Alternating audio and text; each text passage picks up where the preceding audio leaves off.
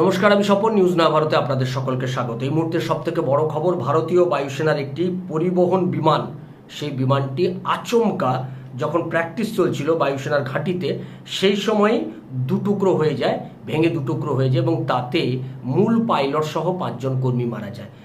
ঘটনাটা ঘটেছে শনিবার দিন সকালে অসমের বোরহাটের বৌরিয়া বায়ুসেনার ঘাঁটি থেকে যখন নিয়মিত প্রশিক্ষণের জন্য এটা উড়ছিল।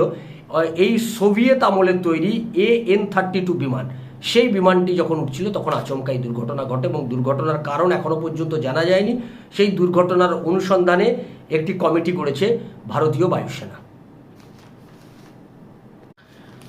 নমস্কার, আমি স্বপন। নিউজ না ভারতে আপনাদের সকলকে স্বাগত। এই মুহূর্তের সবথেকে বড় খবর, ভারতীয় বায়ুসেনার একটি পরিবহন বিমান, সেই বিমানটি আচমকা যখন প্র্যাকটিস চলছিল বায়ুসেনার ঘাঁটিতে, সেই সময় দুটুকরো হয়ে যায়, ভেঙে দুটুকরো হয়ে যায় এবং তাতে মূল পাইলট সহ 5 জন কর্মী মারা যায়।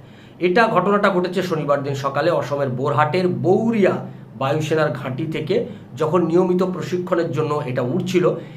এই সোভিয়েত আমলের তৈরি AN-32 বিমান, সেই বিমানটি যখন উঠছিল তখন আচমকা এই দুর্ঘটনা ঘটে এবং দুর্ঘটনার কারণ এখনো পর্যন্ত জানা যায়নি।